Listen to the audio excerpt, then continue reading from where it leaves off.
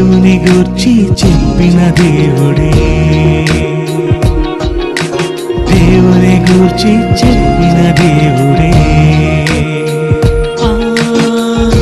తన కొరకు ఆనాడు చెప్పాడు యేసే గదా, తన కొరకు ప్రతిరోజు చెప్పాలి నీవే గదా. తన కొరకు నువ్వు చెబితే దైవానివే, తన గూర్చి నువ్వు చెబితే దైవానివే. నీకు ప్రార్థన చేసుకుందామండి. ప్రేమ కలిగిన మా తండ్రి, ఘనమైన మీ నామానికి స్తుతి చెల్లిస్తున్నాం. మీ పిల్లలు సేవకులు దైవజనుల మధ్య ఈ చక్కటి సమావేశం జరగడం మీ చిత్తాన్ని కనబరుస్తూ ఉంది తండ్రి. సేవకులుగా మేమంతా మీ మాటను బట్టి ఏ హెచ్చరిక పొందవలసి ఉందో దానిని అంగీకరించి మీ చిత్తాన్ని సంపూర్ణంగా ఈ భూమి మీద నెరవేర్చి మీరున్న మహాలోకానికి అర్హత పొందే భాగ్యం మాలో ప్రతి ఒక్కరికి అనుగ్రహించమని యేసుక్రీస్తు వారి శ్రేష్టమైన నామమున ఈ ప్రార్థన సమర్పిస్తున్నాము తండ్రి, ఆమేన్. క్రీస్తునందు చేరి వచ్చిన ప్రియులైన మీ అందరికీ, వేదికను అలంకరించిన నా తోటి దైవజనులకు నా హృదయపూర్వక శుభములు, వందనాలు తెలియజేస్తూ ఉన్నాను. కొన్ని మంచి సంగతులు లేఖనాల నుంచి మనమంతా ఆలోచన చేద్దాం. యెషయా గ్రంథం 62వ అధ్యాయం 7వ వచనం చదువుదాం. యెషయా గ్రంథం 62వ అధ్యాయం 7వ వచనం. యెహోవా జ్ఞాపకకర్తలారా విశ్రమించకండి,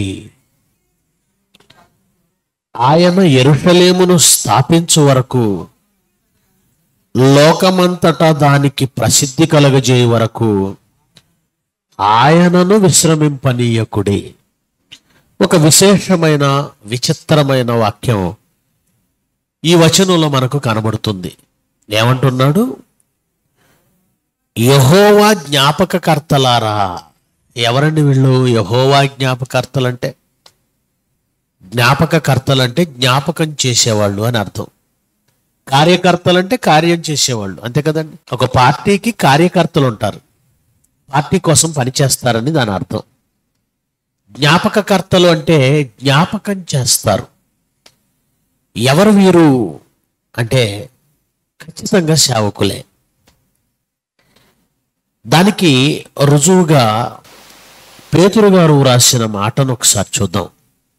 పేతురు గారు రాసిన 2వ పత్రిక 1వ అధ్యాయము, పేతురు గారు రాసిన 2వ పత్రిక 1వ అధ్యాయము 12వ వచనం నుంచి చదువుదాం. కాబట్టి మీరు ఈ సంగతులు తెలుసుకొని మీరు అంగీకరించిన సత్యమందు స్థిరపరచబడి ఉన్నను, వీటిని గూర్చి ఎల్లప్పుడూ మీకు జ్ఞాపకం చేయుటకు సిద్ధముగా ఉన్నాను అన్నాడు. పేతురు గారు మాట్లాడుతున్న మాట, ఇవన్నీ మీకు తెలిసినవే అయినను వీటిని అంగీకరించి వీటి యందు మీరు స్థిరపడి ఉన్నాను, వీటిని జ్ఞాపకం చేయవలసిన బాధ్యత నా మీద ఉంది, నేను మీకు జ్ఞాపకం చేస్తున్నాను.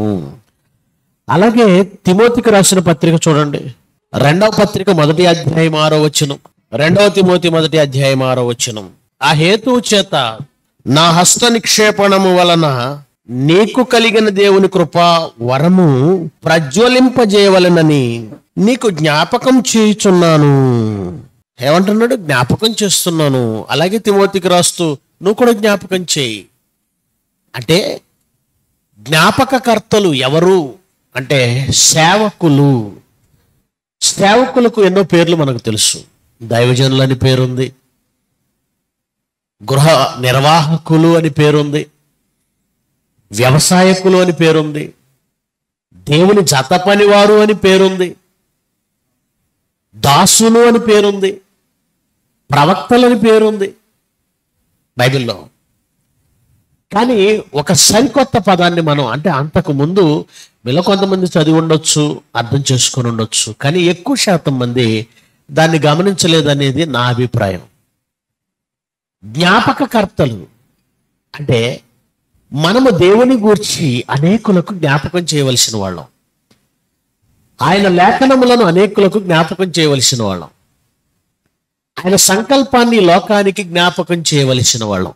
అట్ ది సేమ్ టైం దేవునికి కూడా జ్ఞాపకం చేయవలసిన వాళ్ళం మనమే. ఈ మాట మీకు విచిత్రంగా ఉండొచ్చేమో కానీ అది నిజం. సేవకునికి దేవుడిచ్చిన ఆధిక్యత. మోషే గారు ధర్మశాస్త్రాన్ని తీసుకొని రావడానికి పర్వతం మీదకు వెళ్ళాడు. 40 దినాలు ఉన్నాడు అక్కడ. రాత్రింబవళ్ళు ఆయన చెబుతున్న ధర్మశాస్త్రాన్ని ఆయన రాసుకుంటున్నాడు శ్రద్ధగా. ఈలోగా ఈ కొండ క్రింద ఉన్న ఇశ్రాయేలీలకు తొందర ఎక్కువ. వాళ్ళు మాట్లాడుతున్నారు, ఈ మోషే అనేవాడు ఏమైపోయాడు? మనం ఏంటి ఇన్ని రోజులు ఇక్కడే ఉన్నాం? మన ముందర నడుచుటకు ఒక దేవతను మనం చేసుకుందాం, ఒక దేవుణ్ణి చేసేసుకుందాం. లేవండి, ఆ మోషే అనేవాడు ఏమైపోయాడో మాకు తెలియదండి. వాళ్ళ కళ్ళ ముందే కదా పర్వతం మీదకి వెళ్ళాడు. ధర్మశాస్త్రం తీసుకొని వస్తానని చెప్పే కదా వెళ్ళాడు. 40 దినాలు ఆగలేకపోయారండి. ఈ అహరోన్ ఎలాంటి వాడంటే మోషే అంతటి స్ట్రాంగ్ పర్సన్ కాదు అహరోన్. మోషే ఎలాంటి వాడంటే 6 లక్షల మంది ఒక ప్రక్క ఉన్నా ఒక ప్రక్క ఒక్కడిగా ఉండి వాళ్ళు చేసుకున్న దూడను ఎరగొట్టగలడు. విసిరి కొట్టాడు. ఆ రాతి పలకలు తీసుకుని ఆ దూడకేసి విసిరి కొట్టాడు. అది మోషే సామర్థ్యం. ఈ 6 లక్షల మంది బెదిరించేసరికి బెదిరిపోయాడు. నన్ను వాళ్ళు చీల్ చేస్తారేమో భయం వేసింది. అంటే సేవకుడు ఎలా ఉండాలి? ప్రజలు నడిపించేవాడే ఉండాలి తప్ప ప్రజల చేత నడిపింపబడేవాడే ఉండకూడదు సేవకుడు. మోషేకి నత్తి కదండి, మాట మాంద్యం. అహరోను దేవుని సేవకుడే, మోషే దేవుని సేవకుడే. అప్పుడు దేవుడు ఎవరిని ఎన్నుకోవచ్చు? ఈ మాట మాంద్యం కలిగిన మోషేని ఎందుకు? మోషేను ప్రక్కన పెట్టేసి స్పష్టంగా అనర్గళంగా మాట్లాడగలిగిన అహరోన్నే ఎన్నుకోవచ్చు. మోషేను ఎన్నుకోవడం, మోషేను ఫరో దగ్గరికి పంపించడం, మాట సరిగా లేదని మరలా ఎవరిని తోడిచ్చాడు? ఎవరిని జతగా పంపించాడు? అహరోన్ని. అసలు మోషేనే ఎందుకు ఎన్నుకోవాలి? మళ్ళీ మాట స్పష్టంగా లేదు, ఇంకొకరిని తోడెందుకు? అహరోన్నే ఏకంగా నేరుగా పంపించవచ్చు కదా ఎన్నుకొని. ఎందుకు పంపించలేదో ఈ సందర్భాన్ని బట్టి మీరు అర్థం చేసుకోవచ్చు. ఏ కష్టం వచ్చినా ప్రాణాలు తీసినా నిలబడతాడు మోషే. ప్రాణభయం వస్తే లొంగిపోతాడు అహరోను. ఇంతమంది నన్ను చీల్చేస్తారేమనుకొని వాళ్ళు దూడం చేయమంటే చేసాడు. కానీ మోషే ఏం చేశాడు? ఆ దూడను విరగ్గొట్టాడు. అది దైవజనుడు అంటే అలా ఉండాలి. ప్రజలకు భయపడకూడదు, సంఖ్యకు భయపడకూడదు, విపత్తులకు భయపడకూడదు.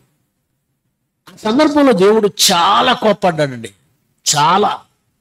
నిర్గమకాండంలో 32వ అధ్యాయంలో ఉంటుంది. అందరూ ఇంటికి వెళ్ళాక చదవండి, సమయం లేదు కనుక నేను ఎక్కువ చూపించలేకపోతున్నా. దేవుడు ఇచ్చిన మాట ఏంటో తెలుసా మోషేకి? మోషే, నా కోపం ఇశ్రాయేలీయుల మీద రగులుతుంది, నువ్వు మాట్లాడుకో, నువ్వు మౌనంగా ఉండు. నీలో నుంచి వచ్చిన సంతతిని నేను హెచ్చిస్తాను, నీ వంశాన్ని నేను దీవిస్తాను. కనబడుతున్న మిగిలిన ఈ గోత్రముల ఇశ్రాయేలీయులందరినీ అగ్ని చేత కాల్చేస్తాను. దేవుడికి వచ్చిన కోపం అది. అప్పుడు మోషే ఏమని ప్రార్థన చేశాడండి? ఏమని ప్రార్థన చేశాడు? ఏంటి, నా వంశాన్ని దీవిస్తావా తండ్రి? ఆ మాట స్థిరపరచు, నీ దాసుని ఎడల కటాక్షం చూపించు, నా వంశాన్ని దీవించు, నువ్వు నేనైతే ఈ మాట అంటాం. కానీ మోషే ఏం చేశాడు తెలుసా? అయ్యా, అది నీకు తగదు. మా పితరులు నీ స్నేహితుడైన అబ్రహాముని, ఇస్సాకుని జ్ఞాపకం చేసుకో, యాకోబుని. తన వంశాన్ని దీవిస్తానన్నాడు. మోషేకి ప్రాబ్లం ఏంటి? మోషే అడగలేదు, దేవుడే కదా చెప్పాడు ఈ మాట. ఇక ప్రాబ్లం ఏంటి మోషేకి? నో, అలా జరగకూడదు. ఎందుకంటే దేవుడు మాట ఇచ్చాడు. ఎవరికి మాట ఇచ్చాడు? అబ్రహాంకు మాట ఇచ్చాడు, ఇస్సాకుకు మాట ఇచ్చాడు, యాకోబుకు మాట ఇచ్చాడు. అబ్రహాము, ఇస్సాకు, యాకోబులను జ్ఞాపకం చేసుకొనుము. ఆ ఒక్క మాట చూడండి, బాగుంటుంది. ఎందుకంటే దేవుడికి కూడా జ్ఞాపకం చేయొచ్చా సేవకుడైన వాడు? నిర్గమకాండం 32వ అధ్యాయం 13వ వచనం. నీ సేవకుడైన అబ్రహామును, ఇస్సాకును, ఇశ్రాయేలును జ్ఞాపకం చేసుకో. అంటే వచ్చిన కోపానికి దేవుడు ఒక నిర్ణయం తీసుకుంటే తన సంకల్పాన్ని తానే ఎక్కడ నెరవేర్చకుండా పోతాడు అని దేవుడిచ్చిన మాటను దేవునికి జ్ఞాపకం చేసే గొప్ప ఆధిక్యత, ఘనత ఎవరికి దక్కింది? మోషేకి దక్కింది. అంటే తన బిడ్డలైన సేవకులకు దేవుడిచ్చిన ఆధిక్యత చూడండి. దేవుని సంకల్పాన్ని, దేవుని వాక్యాన్ని ప్రజలకు జ్ఞాపకం చేయడం ఒక్కటే కాదు, దేవుని నిబంధనను కూడా దేవునికి జ్ఞాపకం చేసే గొప్ప అవకాశం, ఆధిక్యత సేవకుడికి ఉంది.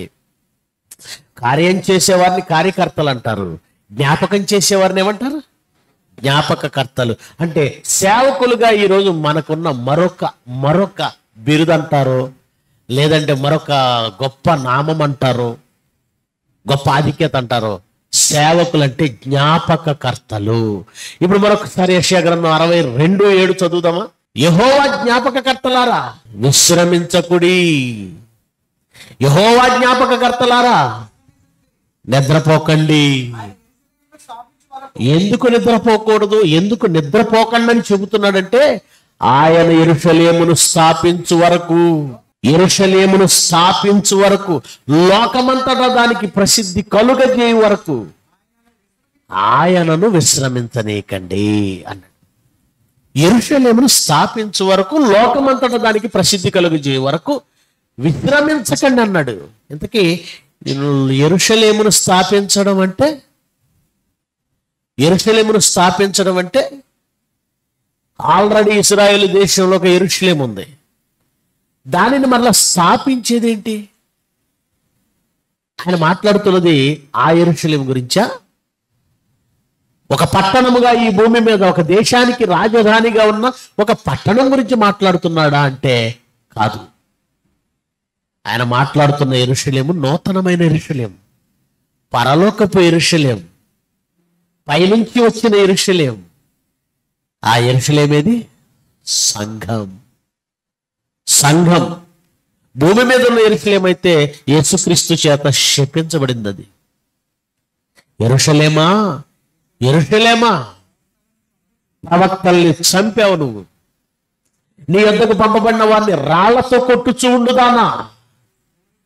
కోడి తన రెక్కల క్రిందకు ఎలాగూ తన పిల్లల్ని చేర్చుకొనునో అలాగూ పలుమార్లు నేను మిమ్మల్ని చేర్చుకొనవలెనని ఒంటిని గాని మీరు వల్లకపోతిరి. ఇదిగో నీ ఇల్లు నీకు విడవబడి ఉన్నది. యెరూషలేము దండ్ల చేత ముట్టడి వేయబడుతుంది. రాతి మీద రాయి ఒకటైనా నిలవకుండా దాన్ని మట్టిలో కలిపేసే రోజులు వస్తున్నాయి. యేసుక్రీస్తు శాపమండి. ఎందుకు? నీ రాజు నిన్ను దర్శించిన కాలము నీవు ఎరుగకుంటివి గనక అన్నాడు. సాక్షాత్తు ఈ లోక రక్షకుడే యెరూషలేముకు తెంచితే ఆయన అడుగు పెడితే, నీ రాజు నిన్ను దర్శించిన కాలము నీవు ఎరగకున్నావు గనక నీకు శాపం. ఆ యెరూషలేము స్థాపన అవసరం లేదండి, అది శపించదగినది. కానీ ఆయన మాట్లాడుతున్న యెరూషలేము పరలోకపు యెరూషలేము, నూతన యెరూషలేము, పైనున్న యెరూషలేము, సంఘము అనబడిన యెరూషలేము. ప్రకటన గ్రంథంలో 21వ అధ్యాయంలో ఉంటుంది, 2వ వచనంలో పైనుంచి వచ్చిన యెరూషలేమని. హెబ్రీ పత్రికలో 10:24లో ఉంటుంది యెరూషలేమని. గలతీ పత్రికలో ఉంటుంది. అంటే మీరు తర్వాత రెఫరెన్స్ చదువుకోండి, సమయం ఎక్కువైంది కనుక అవన్నీ చూపిస్తే కుదరదని. గనుక యెరూషలేమును స్థాపించటం అంటే ఏంటి? యెరూషలేమును స్థాపించి దానికి లోకమంతా ఏం కలుగజేయాలట? ప్రసిద్ధి కలుగజేయాలి. ఏమండి, స్థాపించబడింది కదండి. యెరూషలేము అంటే ఒకవేళ మీరు అన్నట్లుగా సంఘము గాని మేము తీసుకున్నాం లేఖనాల్లో, అది ఆల్రెడీ స్థాపించబడింది కదా సంఘం, దానికి లోకమంతా ప్రసిద్ధి కలిగింది కదా అని మీరు అనుకుంటున్నారేమో. పిల్లరా, స్థాపించబడింది మొదటి శతాబ్దంలో యెరూషలేము పట్టణంలో మొదట.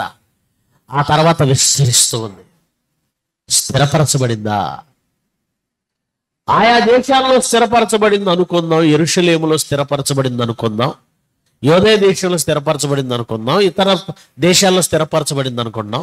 What about our country India? మన దేశంలో అది స్థిరపరచబడిందా? స్థాపించటం అంటే ఏంటో తెలుసా?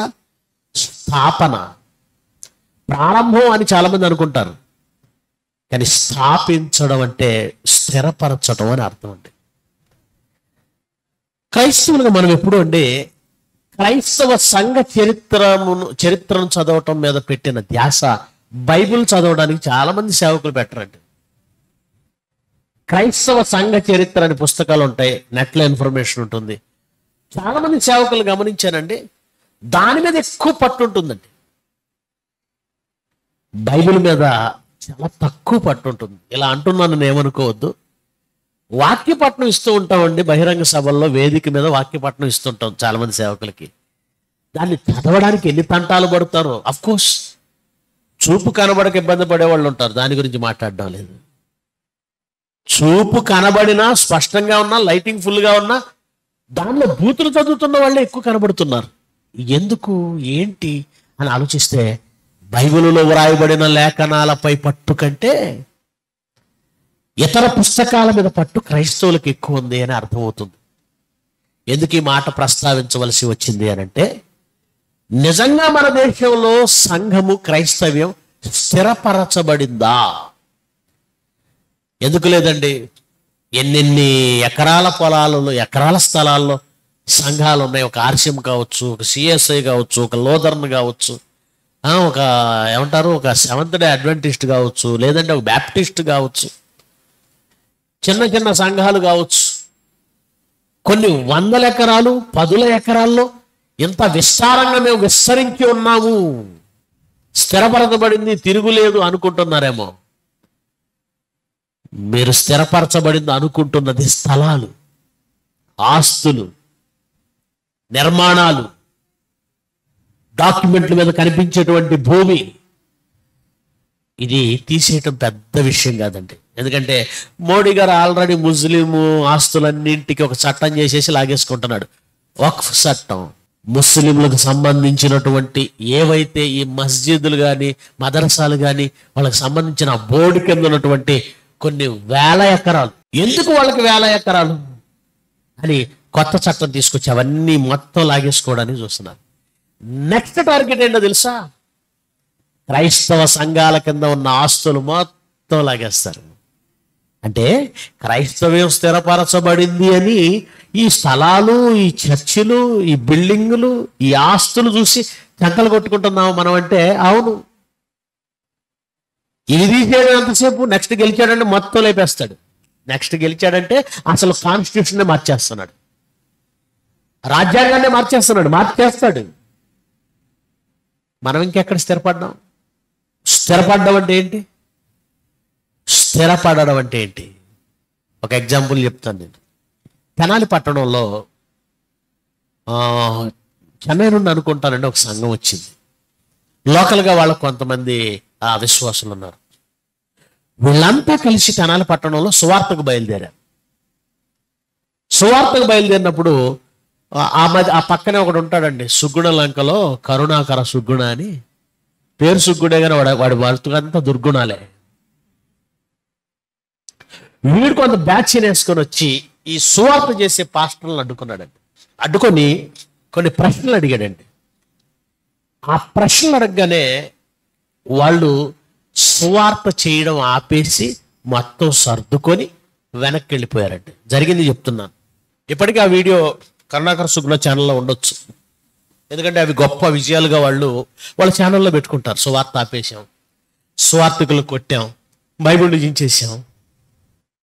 తెనాలంటే మా పక్కనే కదా, మాకు తెలుసు, మంగళగిరి మాది.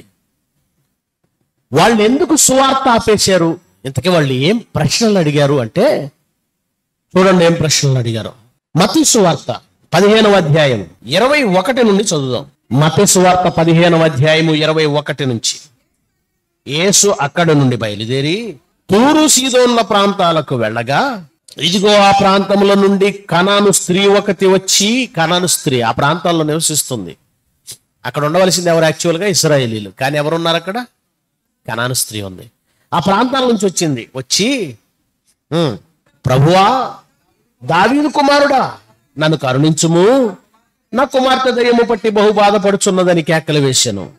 అందుకు ఆయన ఆమెతో ఒక్క మాట అయినా చెప్పలేదంటే. యేసుప్రభు చేసేవి కొన్ని చూస్తుంటే చాలా విచిత్రం అనిపిస్తుంది. దయ్యం పట్టిన ఆమె వచ్చి, నా కుమార్తెను, దయ్యం పట్టిన ఆమె తల్లి, నా కుమార్తెకు దయ్యం పట్టింది, ఆమెను బాగు చేయని ఆయన ఎదుట కేకలు వేసి అడుగుతుంది. ఒక మాట కూడా మాట్లాడడం లేదట. అదేంటి? వెళ్ళగొట్టాలి కదా. మనమైతే ఎవరైనా దయ్యం పట్టిన వాళ్ళు ఉంటే ఇంకా రాకముందే రప్పించి మరి వెళ్ళగొడతాం మనం. చాలా మంది చేసే పని అంటే అల్లలోకి ఇంకా రాలా, రప్పించి మరి వెళ్ళగొడతాం. కానీ ఇక్కడ దయ్యం పట్టి వెళ్ళగొట్టమని అడుగుతుంది తల్లి, కేకలేస్తుంది, కానీ యేసు ప్రభు మాట్లాడడం లేదు. అప్పుడు శిష్యులు కూడా, ఏంటి ప్రభువా నువ్వెన్నో చేసావు, నువ్వు ఇన్ని చేసి ఆవిడ నీ వెంట పడుతుంది, కేకలేస్తుంది, బాగోట్లేదు, చూసేవాళ్ళకి కూడా బాగోలేదు, ఆమె వెంటబడి కేకలు వేస్తుంది గనక ఆమె కావలసింది ఇచ్చేసి ఆమెను బాగు చేసి పంపించేసి శిష్యులు కూడా సలహా ఇచ్చారు. అప్పుడు యేసు ప్రభు ఏమన్నాడండి? ఆయన ఇశ్రాయేలు ఇంటి వారై నశించిన గొర్రెల యొద్దకే గాని మరి ఎవరి యొద్దకు నేను పంపబడలేదు. పాయింట్ నోట్ చేయండి. ఆయన ఏమన్నాడు? ఇశ్రాయేలు ఇంటి వారై నశించిన గొర్రెల యొద్దకే గాని మరి ఎవరి యొద్దకు నేను పంపబడలేదు. అంటే యేసుక్రీస్తు ఈ భూమి మీదకి పంపబడింది ఎవరి కొరకు అంటే ఇశ్రాయేలు ఇంటి వారై నశించిన వారి యొద్దకే గాని మరి ఎవరి యొద్దకు నేను, ఈ మాట చూపించి ఇశ్రాయేలీల కొరకు నేను వచ్చాను, ఎవరి దగ్గరికి నేను రాలేదు, ఎవరి కొరకు రాలేదని స్వయంగా మీ యేసు ప్రభువే చెబుతుంటే నువ్వెవడ ఇండియాలో సువార్త ప్రకటించడానికి అని అడిగారు. మనం ఎవరు? ఇశ్రాయేలీలు మనం కాదు. స్వయంగా యేసుక్రీస్తు మాటనే చూపించి ఆయనే స్వయంగా నేను ఇశ్రాయేలీల కొరకు వస్తాను అంటే ఈ వాక్యం ఎక్కడ ప్రకటించాలో తెలుసా? ఇజ్రాయెల్ దేశం వెళ్ళి ప్రకటించుకోండి, మా ఇండియాలో వద్దు. ఈ మాటకి ఏం మాట్లాడాలో అక్కడికి వచ్చిన 4-5 సేవకులకు అర్థం కాక వెళ్ళిపోయారు. ఏమండి, ఏం మాట్లాడాలో తెలియదు, సర్దుకొని వెళ్ళిపోయారండి. ఇంకొక మాట చూపించాడు అపోస్తుల కార్యాలు, ఇంకో మాట చూపించాడండి. 16వ అధ్యాయం 6వ వచనం.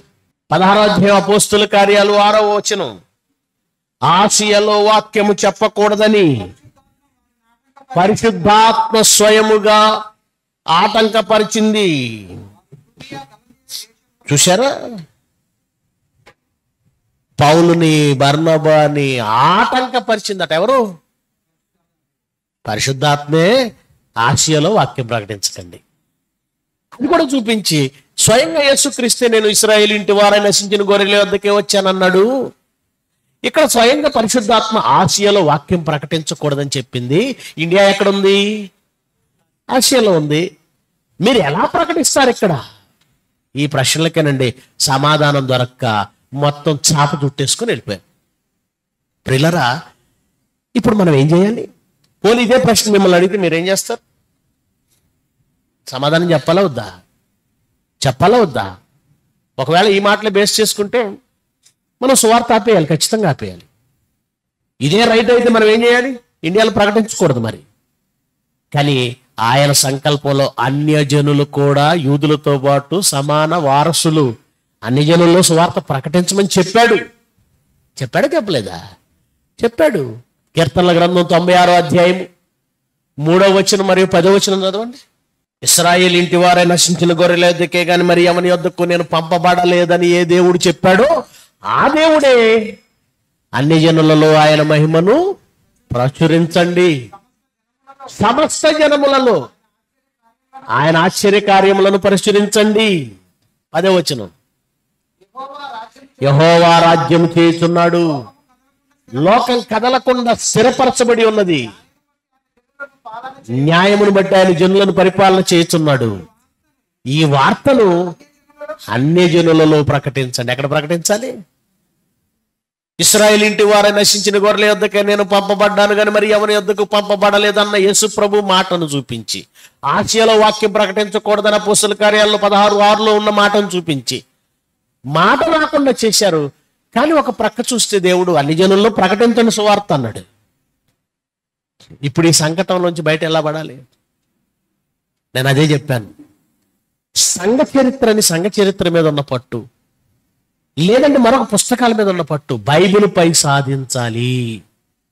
చాలా మందికి ఈ మాట చెప్పినా కూడా నచ్చట్లేదండి. ఎందుకో నేను కృష్ణా జిల్లాలో ఒక పెనుమత్స అనే ఒక ప్రాంతం అండి, ఆ పక్కన ఒక గ్రామానికి వెళ్ళాం. ఆ గ్రామానికి వెళ్ళినప్పుడు నాకంటే ముందు ఒక సేవకునికి ఇచ్చారు వాక్యం. తర్వాత నేను చెప్పాలి. కొంతమంది సేవకులకి పిడి సుందరరావు గారి బ్యాచ్ మమ్మల్ని అలాగే సంబోధిస్తూ ఉంటారు. ఏ బ్యాచ్ అంటే ఇది? పిడి సుందరరావు గారి బ్యాచ్ అంటే కొద్దిగా ఎందుకో ఎక్కడో చిన్న కడుపు మంట. దానికి కారణం ఏంటంటే మా గురించి ముందుగా ఒక తప్పుడు సమాచారం వెళ్ళింది. మేమేదో సేవకుల్ని తిడతామని, సేవకులను దూషిస్తామని. ఏమంటే ఎప్పుడు కూడా అబద్ధాలు ముందెళ్తాయి, గుర్తుపెట్టుకోండి. ఎందుకు దూషిస్తాం, ఎందుకు తిడతాం, తిట్టడం ఎందుకు అవుతుంది? ఒక విషయాన్ని ఇది కాదు ఇదని చెబితే తిట్టినట్లా కాదు కదా. ఒక నిజం మీకు తెలియచ్చు, మీరు చెబితే నేను స్వీకరించాలి. ఒక నిజం నాకు తెలియచ్చు, నేను చెబితే మీరు స్వీకరించాలి. పేతురు గారు చేసిన తప్పుని బహిరంగంగా పౌలు ఎదిరించి చెప్పాడా చెప్పలేదా? చెప్పాడు. అది తిట్టడమా దూషించడమా? కాదుగా. గనుక జయశాలి గారు దూషిస్తారని బహుశా ఏ తప్పుడు ప్రచారమో వినుంటాడు ఆయన. ఏదో ఒకటి అనాలని ఉంటుందండి కొంతమందికి, ఏదో ఒకటి. నా ముందు మాట్లాడుతున్నాడు కదా, నా వెనకాల ఉన్నవాడు ఎవరంటే జయశాలి గారి బ్యాచ్. సో ఏదో ఒకటి అనాలి. ఆయన ప్రసంగం ఎత్తుకున్నాడండి. ఆయన ఎత్తుకున్న దాన్ని బట్టి నాకు అర్థమైంది, మనకి ఈ జీవితంలో కావలసింది, క్రైస్తవ జీవితంలో ముఖ్యంగా క్రైస్తవుడికి కావలసింది 3 అన్నాడు. ఏంటా 3 అంటే? 1 ప్రార్థన, 2 ప్రార్థన, 3 ప్రార్థన. కొంతమంది ఈ మధ్య కాలంలో జ్ఞానం అని తిరుగుతున్నారు. జాగ్రత్త వాళ్ళతో. జ్ఞానం అని తిరిగి ఆదామవ్వలు పాపంలో పడ్డారు అన్నాడు. నేను షాక్. జ్ఞానం అని తిరిగి ఆదామవ్వలు పాపంలో పడ్డారా? ఇక ఎవరిని టార్గెట్ చేశాడో ఈజీగా తెలిసిపోద్దిగా. మాత్రం తెలియకుండా ఎలా ఉంటాం? కనుక జ్ఞానం అంటున్న వాళ్ళ జోలికి వెళ్ళకండి. మనకి జ్ఞానం అక్కర్లేదు. మోకాళ్ళ ప్రార్థన కావాలి, భక్తి కావాలి అని చెప్పాడు. చెప్పిన ఆయన ఇక ఉన్నాడు కదా, చెప్పడం వరకే చెప్పేసి వెళ్ళిపోతున్నాడు.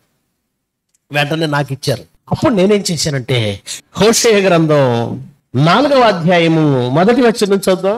హోషేయ గ్రంథం 4వ అధ్యాయం 1వ వచనం నుంచి, ఇశ్రాయేలు వారలారా, యెహోవా మాట ఆలకించండి. సత్యమును, కనికరమును, దేవుని గురించిన జ్ఞానమును దేశమందు లేకపోవుట చూచి. ఏమేమి లేవట? సత్యం లేదట, కనికరం లేదట, దేవుని గూర్చిన జ్ఞానము లేకపోవుట, దేశమందు లేకపోవుట చూచి యెహోవా దేశ నివాసులతో వ్యాజ్యమాడుచున్నాడు. దేనికి వ్యాజ్యం ఆడుతున్నాడు ఆయన? దేవుని గూర్చిన జ్ఞానం వారి దగ్గర లేకపోవడం చూసి వ్యాజ్యమాడుతున్నాడు. తర్వాత ఏమన్నాడు చూస్తారా? 6వ వచనం నుంచి, నా జనులు జ్ఞానము లేని వారై నశించుచున్నారు. దేవుడు అన్న మాట అండి ఇది, నేనన్న మాట కాదు. అంటే జ్ఞానము లేని జనులు ఏమైపోతారని బైబిల్ చెప్పింది. దేవుడు చెప్పాడు, నా జనులు జ్ఞానము లేని వారై నశించుచున్నారు. సేవకుడిగా, యాజకుడిగా నిన్ను పెట్టాను. మరి నువ్వేం చేస్తున్నావు? నీవు జ్ఞానమును విసర్జించుతున్నావు గనక నీవు నాకు యాజకుడుగా కాకుండా నిన్ను నేను విసర్జిస్తున్నాను అన్నాడు. మనకు జ్ఞానం వద్దు అన్నవాడు ఎవడైనా ఉంటే దేవుడు అన్నమాట, నా జనులు జ్ఞానము లేక నశించుతున్నారు, నీవు జ్ఞానమును విసర్జించుతున్నావు గనక నాకు యాజకుడివిగా నీ ఉండకుండా నేను నిన్ను విసర్జిస్తున్నాను. గ్రౌండ్ దాటేలోపు ఈ రిఫరెన్స్ చూపించానండి. పాపం ఆయన చాలా మంచివాడు. వెంటనే కుర్చీ తీసుకుని కూర్చున్నాడండి. అలా స్వీకరించే వాళ్ళు ఎంతమంది ఉంటారండి? ఎందుకు ఈ మాట చెప్పానంటే, జ్ఞానం అక్కర్లేదు, జ్ఞానం అవసరం లేదని చాలా మంది మాట్లాడుతున్నారు. లోక సంబంధమైన జ్ఞానం అక్కర్లేదు. ఏ జ్ఞానం కావాలి? ఖచ్చితంగా దేవుని గురించిన జ్ఞానం కావాలి. 6వ అధ్యాయం 3వ వచనం కూడా చదవండి. అదే హోషేయ గ్రంథం. యెహోవాను గూర్చిన జ్ఞానమును సంపాదించుకొందుము రండి. యెహోవాను గూర్చిన జ్ఞానమును సంపాదించుకుందాం రండి. ఆయన అనుసరిద్దాం రండి. ఆయన గూర్చిన జ్ఞానం సంపాదించుకోండి. అంటే ఈ భూమి మీద ప్రతి క్రైస్తవుడికి, ప్రతి విశ్వాసికి, ప్రతి దేవుని కుమారుడికి కావాల్సింది యెహోవాను గూర్చిన జ్ఞానం. ఎక్కడుంది అది? 66 పుస్తకాల్లో ఉంది. ఈ 66 పుస్తకాలలోని జ్ఞానం రాకే ఒకెవడో ఎందుకు పనికిరానుడండి వాడు. కరుణాకర్ సుగ్గుడు అనేవాడు ఎందుకు పనికిరాని చవట దద్దమలంటాడు. ఒక పనికి మాలినోడు ప్రశ్న వేస్తే సువార్త ముగించుకొని వెళ్ళిపోయారంటే దానికి సమాధానం లేదా ఉంది. అయితే నేర్చుకోలేదు కదా, చాలా మంది నేర్చుకోవటం లేదు. ఏమంటే మనం ఎవరండి దేవుడి కంటే గొప్పవాళ్ళమా? బైబిల్ రాసిన భక్తుల కంటే గొప్పవాళ్ళమా? పరిశుద్ధాత్మ కంటే గొప్పవాళ్ళమా? A good learner become a good teacher. బిఎడ్లో నేను చేసినప్పుడు నాకు ఇచ్చినటువంటి ఒక ప్రోవర్బ్ ఇది. ఏ గుడ్ లెర్నర్ అంటే ఎల్లప్పుడూ నేర్చుకునేవాడు చాలా ఉత్తమమైన టీచర్గా ఎప్పటికీ ఉంటాడు. మనం ఎప్పుడు నేర్చుకోవాలండి. నేను గొప్పవాడిని అనుకున్నావా, ఖచ్చితంగా దేవుని పనికి మనం ఏమంటారు దాన్ని, అన్ఫిట్ అయిపోతాం. మనం నేర్చుకోవాలి. నేర్చుకునేది ఎవరి జ్ఞానం? ఇది పిడి సుందరరావు గారి జ్ఞానము, సంతోష్ గారి జ్ఞానము, మరొకరి జ్ఞానం కాదు కదా, బైబిల్ కదా. ఆలోచిద్దాం. కీర్తనల గ్రంథంలోనే ఈ వార్త అన్ని జనుల్లో ప్రకటించండి అన్నాడా? అన్నాడు. అన్న దేవుడు నేను అన్ని జనుల కోసం రాలేదని అంటాడా? అప్పుడు ఆయన అబద్ధికుడు అవుతాడు కదా.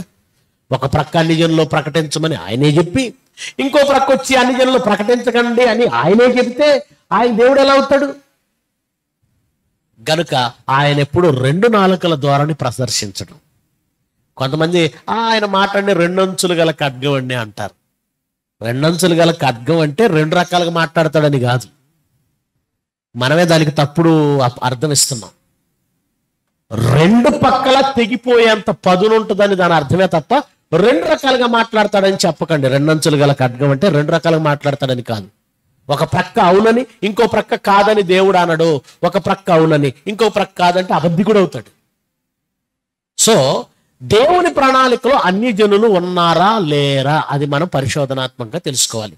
ఉన్నారు. ఎఫెసీ పత్రిక 3వ అధ్యాయము 3వ వచనం నుంచి చదవండి. ఎఫెసీ పత్రిక 3వ అధ్యాయం 3వ వచనం నుంచి.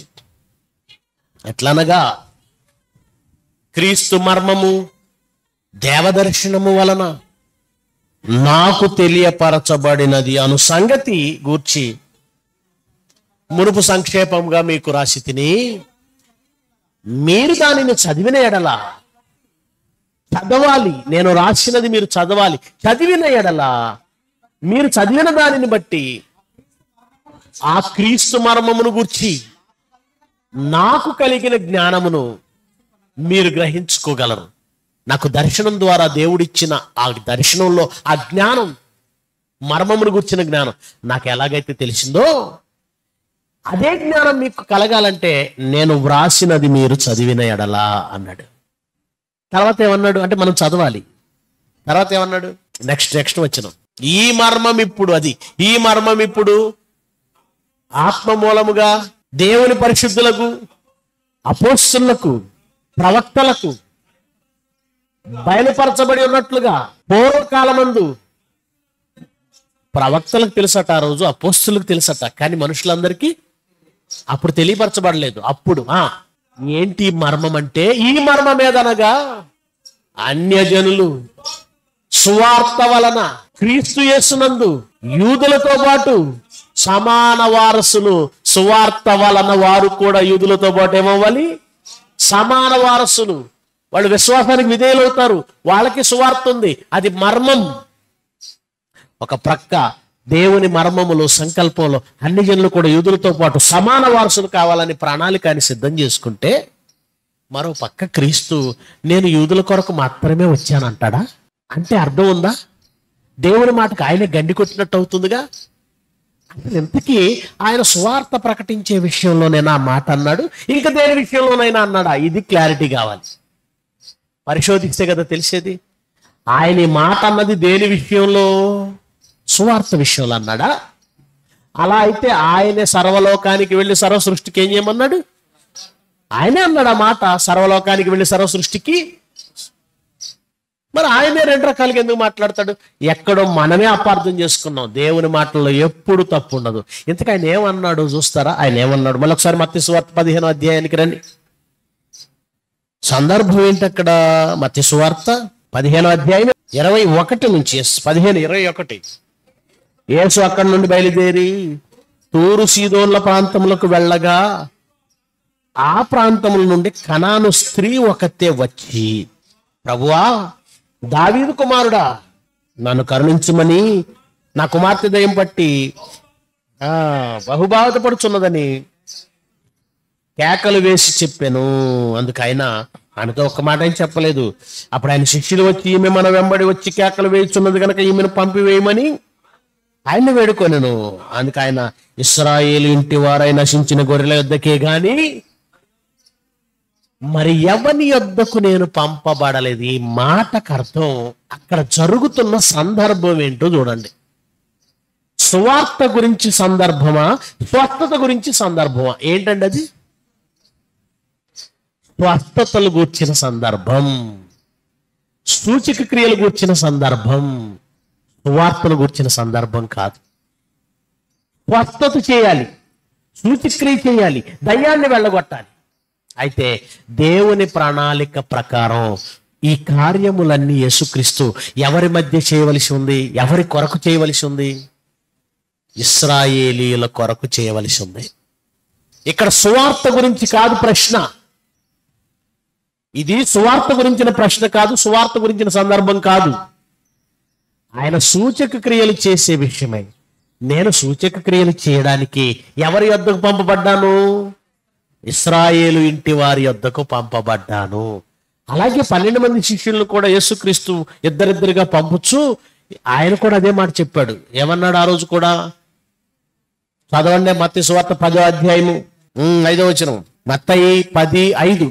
యేసు ఆ 12 మందిని ఇద్దరిద్దరిని పంపుచు వారిని చూచి వారికి ఆజ్ఞాపించినదేమనగా, మీరు అన్ని జనుల దారిలోనికి వెళ్ళకండి, సమరయుల ఏ పట్టణంలోనూ ప్రవేశించకుడి గాని ఇశ్రాయేలు వంశంలోని నశించిన గొర్రెల యొద్దకు వెళ్ళుడి. వెళ్ళుచు పరలోక రాజ్యం ప్రవేశించిందని చెప్పండి, సమీపించిందని చెప్పండి, రోగులను స్వస్థపరచుడి, చనిపోయిన వారిని లేపుడి.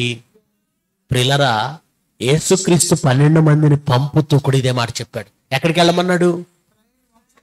నశించిన వారి దగ్గరికి. అంటే మొదట సూచక క్రియలు అనేవి ఇశ్రాయేలీల యొద్ద చెయ్యబడవలసి ఉంది, గుర్తుపెట్టుకోండి. అట్ ది సేమ్ టైం దేవుని రాజ్య ప్రకటన మొదట ఎవరికి చెప్పవలసి ఉంది? ఏంటి వాళ్ళ స్పెషల్ అంటే అబ్రహాం. వాళ్ళకి ఆధిక్యత ఎవరిని బట్టి వచ్చింది తెలుసా? అబ్రహాం గారిని బట్టి. కొడుకులు మంచోళ్ళని కాదు, తండ్రి మంచోడని. ఆయన పిల్లలందరూ మంచోళ్ళండి, ఇశ్రాయేలీలు మంచోళ్ళ. కానీ వాళ్ళు ప్రత్యేక జనముగా ఎందుకు ఎన్నుకోబడ్డారు తెలుసా? వాళ్ళ గొప్పతనం కాదు, అబ్రహాము స్నేహితుడు దేవునికి. అబ్రహామును బట్టి మొదట యూదులకు రావాల్సి వచ్చింది. దేవోక్తులు మొదట ఎవరి పరం చేయబడ్డాయి? యూదులు. సూచక్రియలు మొదట ఎవరి దగ్గర చేయాలి? యూదులు. అద్భుతాలు ఎవరి దగ్గర చేయాలి? యూదులు. మొదట యూదుల దగ్గర చేయాలి, తర్వాత అన్య జనులకు వెళతాయి. ఇది క్రమం. ఆ క్రమంలో యేసుక్రీస్తు తనకు ఇవ్వబడిన కాలంలో చేయవలసినవన్నీ ఎవరి మధ్య చేయాలని దేవుడు నిర్ణయించాడు? ఇశ్రాయేలీల మధ్య. అలాగని ఆయనకు ఒక కంట్రోల్ లేదా ఒక లిమిట్ ఉందనుకోకండి. దేవుడు ఆయనకు లిమిట్ పెట్టలేదు, ఆయనకు అధికారం ఇచ్చాడు. ఎలాంటి అధికారం అంటే ప్రాణం కూడా ఆయన ఇష్టమైతేనే పెడతాడు, లేకపోతే పెట్టాడు, తిరిగి తీసేసుకుంటాడు. యేసుక్రీస్తు తనకు నియమించబడింది మాత్రం ఇశ్రాయేలీల దగ్గర చేయాలి ఇవన్నీ కూడా. కానీ ఆయన అనుకుంటే ఎక్కడైనా చెయ్యగలడు. ఆమెను ప్రశ్నిస్తున్నాడు చూసారా? ఆమెను ప్రశ్నిస్తున్నాడు చూసారా? అమ్మా, కుక్క పిల్లలకి పిల్లల దగ్గర రొట్టె ముక్క తీసుకొని కుక్క పిల్లలు పెట్టం కదా అన్నాడు చూసారా? అమ్మా, పిల్లల దగ్గర రొట్టె ముక్క తీసుకొని కుక్క పిల్లలకు వేయం కదా. అప్పుడు ఆమె ఉంది, నిజమే ప్రభువా, పిల్లల దగ్గర పడే రొట్టె ముక్కలు కుక్క పిల్లలు తింటాయి కదా.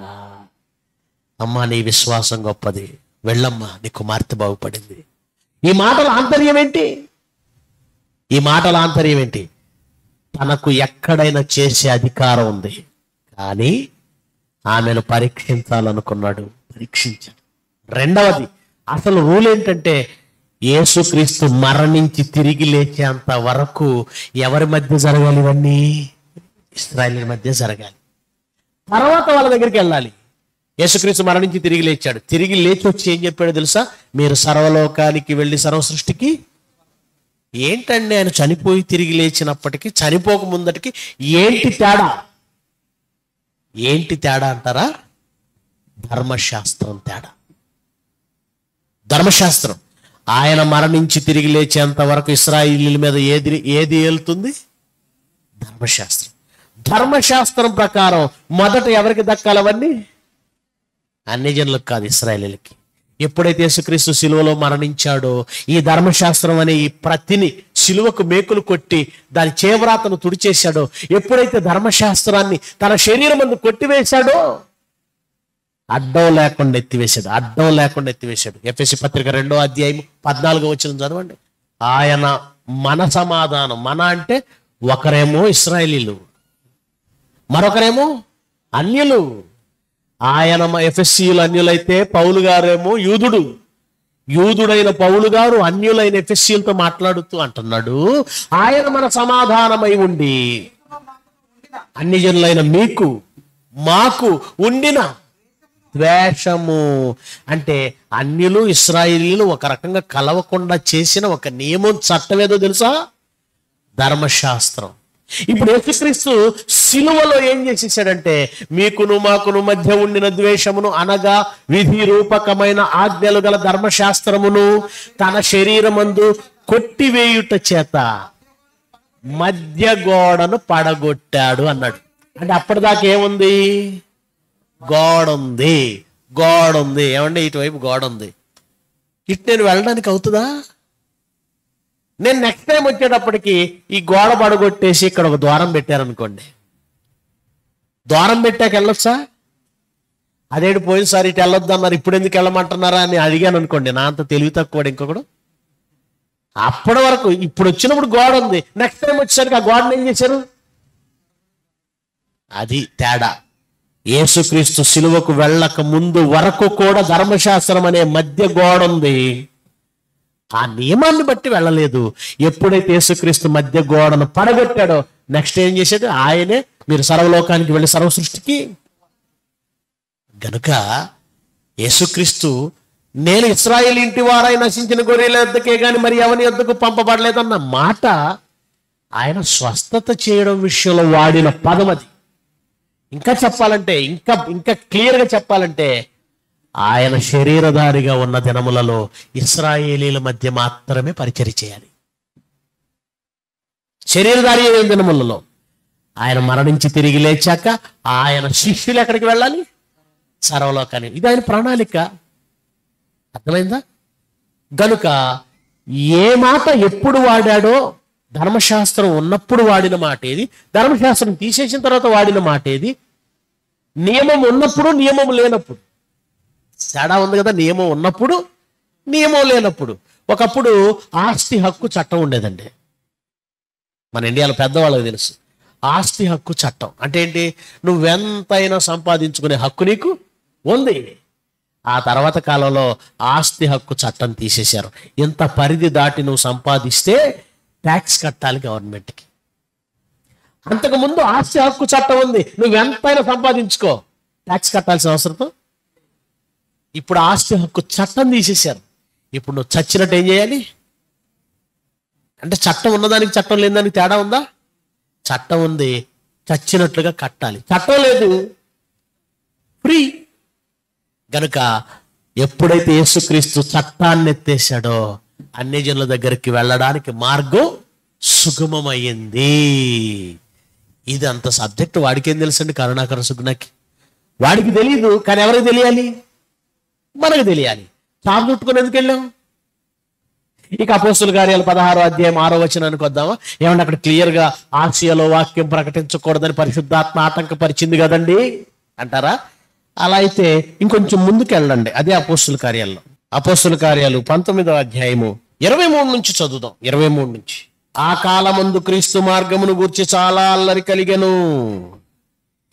ఎలాగనగా దేమేత్రి అని ఒక కంసాలి అర్తిమీదేవికి వెండి గుళ్లను చేయించటం వలన ఆ పని వారికి మిగుల లాభము కలుగజేయుచుండెను. అతడు వారిని అట్టి పని చేయు ఇతరులను గుంపు కూర్చి, దేమేత్రి అనే కంసాలి, వాడు కంసాలి అంటే విగ్రహాలు చేస్తాడు, వెండి గుళ్ళు చేస్తుంటాడు, బాగా లాభం వస్తుందట. లాభం. మత ఛాందసవాదులు మనల్ని ఎందుకు అడ్డుకుంటారంటే మన వలన వారికి వచ్చే లాభం పోతుందని. అంతే. దేవుడి మీద, వాళ్ళ ధర్మం మీద భక్తి కాదు, పాడు కాదు. మీరు రాసుకోండి. వాళ్ళ ధర్మం మీద వాళ్ళకేం భక్తి ఉండదు, దేవుడి మీద భక్తి ఉండదు. వాళ్ళ లాభాలు, వాళ్ళ రాజకీయ అధికారం, ఈ రెండే వాళ్ళకి. మత ఛాందసవాదులు ఎందుకు ముస్లిమ్స్ క్రిస్టియన్స్ లేకుండా చేయాలనుకుంటున్నారు తెలుసా? శాశ్వతంగా ఈ దేశ అధికారాన్ని దక్కించుకోవాలి. ఈ దేశపు భూమిని సొమ్ముని అనుభవించాలి. అదే వాళ్ళ టార్గెట్. వాళ్ళ ధర్మం మీద కానీ వాళ్ళ దేవతల మీద కానీ వాళ్ళకి ప్రేమ ఉండదండి. 100% బల్లగుద్ది చెప్తాను నేను. ఈ దేమేత్రి అనే కంసాలి వాడికి లాభం పోతుందట. అలాంటి పని చేసే వాళ్ళందరినీ సమకూర్చి వాడు ఏం మాట్లాడుతున్నాడు చూడండి. అయ్యలారా, ఈ పని వలన మనకు జీవనం బహుబాగుగా జరుగుతున్నదని మీకు తెలియను. ముందు నోటి వెంట ఏదొచ్చింది? భక్తి గురించి వచ్చిందా, జీవనం గురించి వచ్చిందా? హృదయం నిండిన దాన్ని బట్టి నోరు మాట్లాడుతుంది. జీవనం బహుగా జరుగుతున్నదని మీకు తెలియను. అయితే చేతులతో చేయబడినవి దేవతలు కావని ఈ పౌలు చెప్పి ఎఫెస్సులో మాత్రం కాదు, దాదాపు ఆసియా యందంతటా బహుజనమును ఒప్పించి త్రిప్పి ఉన్న సంగతి మీరు చూచి విని ఉన్నారు. ఎక్కడ చేశాడట ఈ పని? 16వ అధ్యాయంలో ఆసియా వెళ్ళకూడదని పరిశుద్ధాత్మ అడ్డుకోవటం దగ్గర ఆగిపోయారు మీరు. 19వ అధ్యాయంలో ఆయన ఆసియా వెళ్ళాడు, వాక్యం ప్రకటించాడు, అనేక జనములను ఒప్పించాడు, వాళ్ళని ఇతర దేవతల వైపు నుంచి తిప్పేశాడు. తిప్పేయడమే కాదు, ఎఫెస్సు, స్మర్ణ, తుయతైరా, పెర్గమా, ఫిలదెల్ఫియా, సార్దిస్సు, లవదొకియా, ఈ 7 సంఘాలు ఎక్కడో తెలుసా? ఆసియాలోవి. 16వ అధ్యాయంలో ఆసియా వెళ్ళకూడదని పరిశుద్ధాత్మ అడ్డుకుందన్న దగ్గర ఆగారు మీరు. ఆ తర్వాత వెళ్ళాడు, 7 గొప్ప సంఘాలు కట్టాడు, విస్తృతంగా సేవ చేశాడు. అక్కడ ఎందుకు వెళ్ళొద్దు అన్నాడు? ఒక ఎగ్జాంపుల్ చెప్తాను. ఈ హైవేలో నేను వచ్చేటప్పుడు కొన్ని చోట్ల బ్రిడ్జిలు కట్టి ఉన్నాయండి. బ్రిడ్జిలు కట్టేసారు, అయిపోయింది. 1 సంవత్సరం క్రితం నేను వస్తుంటే అక్కడ బ్రిడ్జిలు లేవు. టేక్ డైవర్షన్ అని ఇచ్చారండి. Take diversion. ఆ పొలంలో నుంచి అలా తిప్పాడు. సంవత్సరం క్రితం వచ్చినప్పుడు ఇటు పొలంలోంచి తిప్పాడు. ఇప్పుడేంటి ఇటు బొమ్మ అంటున్నాడని నేను పొలంలోకి దిగాను అనుకోండి, ఏమంటారు నన్ను? అది సంవత్సరం క్రితం. ఈ బ్రిడ్జి వేయకముందు గొంతు ఉంది, వాడే టేక్ డైవర్షన్, ఆగంటాడు. Take diversion. నేను ఆగనని ముందుకెళ్తే ఏమవుతుంది? అర్థమైందా? ఆ రోజు ఎందుకు వద్దన్నాడు, ఈ రోజు వెళ్ళిపోవని ఎందుకు అన్నాడు? ఆ రోజు బ్రిడ్జి లేదు, ఆగు పక్కకి వెళ్ళి అన్నాడు. ఈరోజు బ్రిడ్జ్ ఉంది, స్ట్రైట్కి వచ్చేసే నో ప్రాబ్లం అన్నాడు. ఆ రోజు పరిశుద్ధాత్మ వీళ్ళని ఆపటానికి కారణం అక్కడ ఎన్ని అవాంతరాలు ఉన్నాయో, ఎన్ని ప్రమాదాలు ఉన్నాయో అందుకు ఆపాడు. అవాంతరాలు ఉన్నాయి, ఆపాడు. ఆ తర్వాత అదే పరిశుద్ధాత్మ వాళ్ళని ఎఫెస్కి తీసుకెళ్ళాడు, స్మరణకు తీసుకెళ్ళాడు, తుయతైరాకి తీసుకెళ్ళాడు, ఫిలదెల్ఫియా తీసుకెళ్ళాడు, సార్దిస్కి తీసుకెళ్ళాడు, పెర్గమకు తీసుకెళ్ళాడు. ఎన్ని సంఘాలు? 7 ప్రాంతాల్లో, 7 పట్టణాల్లో గొప్ప సంఘాలు. గనుక ఏదో ఒక వచనం చూసి మనం చెప్పుకోవడాకో మనం మాట్లాడడానికి అనుకూలంగా ఉందని మత చాందోసవాదులు తిప్పుకుంటారు. వాళ్ళకి జ్ఞానం లేదు. మరి వాళ్ళ మాటలకు మనం ఎందుకు లొంగాం అంటే మనం బైబిల్పై ఫోకస్ చేయటం లేదు. ఒక మత ఛాందసవాది మాటలకు సువార్త ఆపేశామంటే యేసుక్రీస్తు చెప్పిన ఈ రాజ్యమును లేదా ఈ సంఘమును మనం స్థాపించామనుకుంటున్నారా? ఏమండి, రేపు మోడీ మరో చట్టం చేసి క్రైస్తవ ఆస్తులను తీసుకోవచ్చు, కానీ సంఘాన్ని కదిలించకూడదు. ఎప్పుడు కదలకుండా ఉంటుంది సంఘం? వాక్యంలో స్థిరపడితే. వాక్యాలు ఎప్పుడు స్థిరమవుతారు? అనుమానం ఉన్న చోట నమ్మకానికి తావుండదు. అనుమానం ఉన్న చోట నమ్మకం ఉంటుందా? విశ్వాసం అనేది ఉండాలంటే వాక్యంలో అనుమానం అనేది లేకుండా మనం చెప్పగలగాలి. బైబిల్లో బూతులు ఉన్నాయని అంటాడు, మనం ఏం చేస్తాం? అది చదవకూడదని మూసేస్తాం. ఎవడండి బూతులు ఉన్నాయంది? బైబిల్లో ఏంటి బూతులు ఉన్నాయి? మనం నిలబడాలి. మన ఆర్గ్యుమెంట్కి వాళ్ళకి దిమ్మ తిరిగి బొమ్మ కనపడాలి. నాతో ఆర్గ్యూకి రమ్మనండి. ఎవడైనా సరే బూతులు ఉన్నాయి అని అంటే వాడు తల క్రింద మోకాళ్ళు లేచి బాప్తిజం తీసుకోవాలి. అలా ఇస్తాను బైబిల్లో బూతులు ఉన్నాయి అంటే. ఏంటి స్త్రీ పాలెండ్ల గురించి, రొమ్ముల గురించి మాట్లాడితే భూత? మనిషి దేహంలో అవయవాలు బూతులా అండి? బూతులు అవి. హాస్పిటల్కి వెళ్ళి చూడండి, తల్లిపాలు బిడ్డకు శ్రేయస్కరం అన్నప్పుడు ఆ తల్లి బొమ్మ న్యూడ్గా ఉంటుంది బిడ్డను ఎత్తుకొని. ఆ డాక్టర్ దగ్గరికి వెళ్ళి ఎవడరా ఇక్కడ బూతులు పెట్టాడు అని అడిగి చూడు, లాగి దవడ పగలు కొడతాడు. నీ తల్లి నువ్వు పాలు తాగావు, భూతి ఎందుకు అవుతుంది? నీ శరీరంలోని ప్రతి అవయవం ఎవరి చిత్తానుసారంగా పెట్టబడింది? దేహంలో ప్రతి అవయవము దేవుడి చిత్తానుసారంగా. ఒకవేళ అది భూత అనుకుంటే కట్ చేసి పడే. డాక్టర్ ఆపరేషన్ చేయాలంటే ఆపరేషన్ చేసి బిడ్డను తీస్తారండి మగ డాక్టర్లు. వాళ్ళు బూతులు చూడరు. నీ బుర్ర చెడిపోయి బూత్ అంటున్నావు. బూత్ కాదు. దేవుడు నీ దేహంలో పెట్టిన ప్రతి అవయవము అది అత్యవసరమైనది. నువ్వు చూసే విధానంలో తప్పు ఉంది.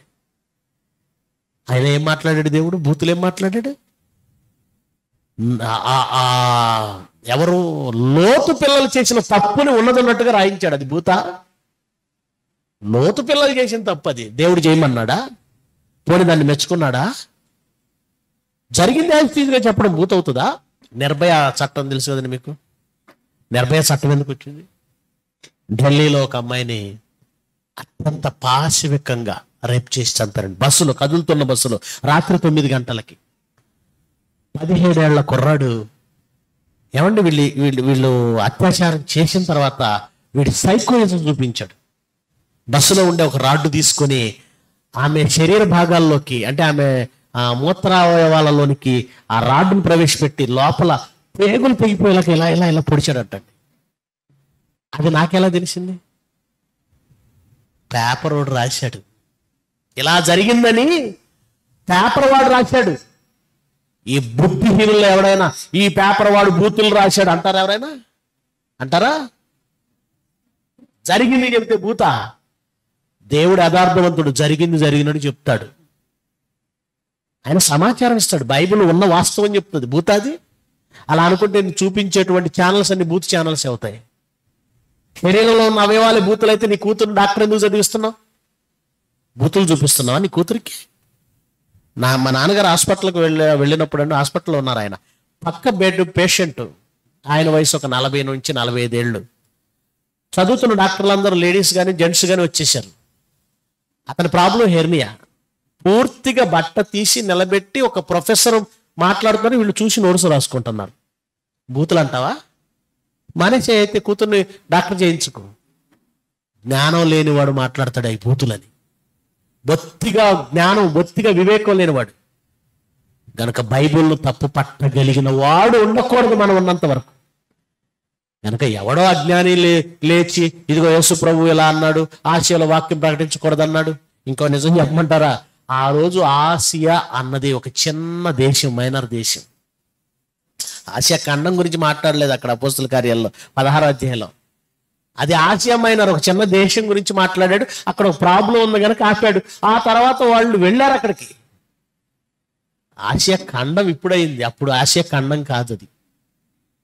కనుక బొత్తిగా సైన్స్ తెలియదు, బొత్తిగా హిస్టరీ తెలియదు, బైబిల్ అస్సలు తెలియదు.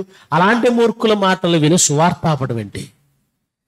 అందుకే యెహోవా జ్ఞాపకకర్తలారా మీరు విశ్రమించకండి. యెరూషలేమును స్థాపించాలి అంటే ఏదో మేము కట్టడాలు కట్టేసాం, ఈ దేశంలో క్రైస్తవ్యం ఉంటుంది అనుకుంటే పొరపాటు. ఇంతకంటే గొప్ప గొప్ప కట్టడాలు కట్టిన ఇంగ్లాండ్, అమెరికా క్రైస్తవ్యం ఆపేస్తున్నారు, మొత్తం మూసేసుకుంటున్నారు. చర్చిలు సినిమా హాళ్ళుగా మారుతున్నాయి. ఎందుకు? ఎవరికి బైబిల్ నమ్మబుద్ధి కావట్లేదు అక్కడ. ఎందుకు నమ్మబుద్ధి కావటం లేదు? ఇదిగో ఇలాంటి ప్రశ్నలు తలెత్తినప్పుడు సమాధానం చెప్పేవాడు లేడు అక్కడ. బూతులు ఉన్నాయని చెబితే సమాధానం చెప్పేవాడు లేడు. అన్ని గనుల సువార్త వద్దని యేసుప్రభువే చెప్పాడంటే దానికి సమాధానం చెప్పేవాడు లేడు. వాళ్ళకంటే మనం గొప్పవాళ్ళం అంటే 100%. నువ్వు బైబిల్ను కౌగిలించు, వాక్యమును కౌగిలించు, అది నిన్నేం చేస్తుంది? గొప్ప చేస్తుంది. కనుక యెహోవా జ్ఞాపకర్తలారా యెరూషలేము ఇక్కడ స్థిరపరచబడాలి. ఏ యెరూషలేము? సంఘం అనబడిన యెరూషలేము. విశ్రమించకండి, ఆయనను విశ్రమించనివ్వకండి. ఎన్ని అంశాలు మత కేంద్రవాదులు రేపుతున్నారో ప్రతి ప్రశ్నకు సమాధానం చెప్పగలిగినటువంటి సామర్థ్యం బైబిల్కి ఉంది. పరిశోధనాత్మకంగా జయశాలి గారు 25 ఏళ్ల పాటు, మేము కూడా ఏదో జయశాలి గారు చెప్పారని చెప్పేసి ముక్కును బట్టి తీసుకొచ్చి ఇక్కడ వేయటం లేదండి. నేను సేవలోనికి వచ్చి 25 ఏళ్ళు, నేను కూడా సేవలోకి వచ్చి నిత్యము బైబిల్ పరిశోధిస్తున్నా. అలాగూ పరిశోధనాత్మకంగా తెలుసుకున్నవే క్రైస్తవ్యంలో అనేకులకు చాటాలి, నేర్పాలి, వాళ్ళ స్థిరం చేయాలి. సేవ విస్తరించబడాలి, సేవకులంతా ఐక్యంగా ఉండాలి. యాకోబును ఖడ్గంతో తల తెగనరిగితే పోరాటం చేయలేదు. ఎందుకంటే ఈ లోకమందు న్యాయం ఉండవలసిన స్థానం ఏం జరుగుతుంది అన్నాడు? దుర్మార్గత జరుగుతుంది అన్నాడు. ఆల్రెడీ అక్కడ దుర్మార్గత జరుగుతుందని దేవుడు డిక్లేర్ చేశాక న్యాయం కోసం నేను పోరాడతానంటే నిన్నేమనాలి? ఒకటే డిసైడ్, రేపొద్దు నిన్ను నన్ను చంపుతారు, అక్కడ న్యాయం దొరకదు. మనకు న్యాయం ఎక్కడ దొరుకుతుంది? కనుక ఎందుకు న్యాయం దొరకని చోట నువ్వు ఎందుకు ప్రయాసపడాలి? వద్దు. అవసరమైతే మన ప్రాణాలు కూడా అర్పిద్దాం. మనం చచ్చిపోవచ్చు, కానీ మనం చనిపోయిన తర్వాత మనం చేసిన పనిని బట్టి 4 తరాలు వాక్యం నేర్చుకునేవాడు, వాక్యం ప్రకటించేవాడు ఉన్నాడా? మనం సక్సెస్ అయినట్టు సేవకులుగా. మనం చేసిన సేవ వలన ఒక 4 తరాలు ఆగకుండా సేవ ముందుకెళ్ళిందా చాలు, మనం సక్సెస్ అయినట్టే. అదే టార్గెట్గా నేను పని చేస్తున్నాను, మీరు పని చేయండి. మనం బ్రతకడానికి ప్రాబ్లం ఏం లేదండి. మీకేం కావాలో నాకేం కావాలో ఎవరు చూసుకుంటారు? దేవుడు చూసుకుంటాడు. ఓకేనా? ఇలాగే దేవుడు అవకాశం ఇస్తే అనేక మార్లు కలుద్దాం, అనేక అంశాలు మాట్లాడుకుందాం, మన ఐక్యతను చాటుదాం, సువార్తలో మరింత ముందుకు వెళదాం. యెహోవా జ్ఞాపకర్తలారా, మీరు విశ్రమించకండి, ఆ దేవునిని విశ్రమించనివ్వకండి. ప్రార్థన చేద్దాం. ప్రేమ కలిగిన తండ్రి, మీ పిల్లలు వింటున్న ఈ మాటలు వాస్తవాలు, లేఖనాలలో వ్రాయబడిన ఏ సంగతిని తప్పు పట్టుకోగలిగిన సమర్థత ఈ ప్రపంచంలో ఏ మనిషికి లేదు. విరోధులైన వారు ఎదురాడుటకు వీలు కాని వాక్కిది, కాదనుటకు వీలు కాని వాక్కు మాకు అనుగ్రహించారు. అది మా గొప్పతనం కాదు, మీ మాట గొప్పతనం. తండ్రి, మీ పిల్లలుగా సేవకులైన వారందరూ మా సహోదరులైన వారు మిమ్మల్ని ప్రేమించి, వాక్యమును ప్రేమించి ఐక్యత చాటాలనే ఒక మంచి సదుద్దేశంతో ఈ స్థలానికి వచ్చారు. వచ్చిన ప్రతి సేవకుని జ్ఞాపకం చేసుకోండి. మంచి ఆరోగ్యం, ఆయుష్ ఇవ్వండి వారికి, వారి కుటుంబాలకు. సేవను మరింత విస్తృతపరచండి, అభివృద్ధి చేయండి, వర్ధిల్లింపు చేయండి. రాబో తరాలలో 4 తరాల పాటు మీ పిల్లలు సంఘాన్ని, సత్యాన్ని నిలబెట్టగలిగే సత్తా, సామర్థ్యం మీ కుమారులకు అనుగ్రహించండి. యేసుక్రీస్తు వారి శ్రేష్టమైన నామమున ఈ ప్రార్థన సమర్పిస్తున్నాము తండ్రి. ఆమెన్. అందరికీ వందనాలు.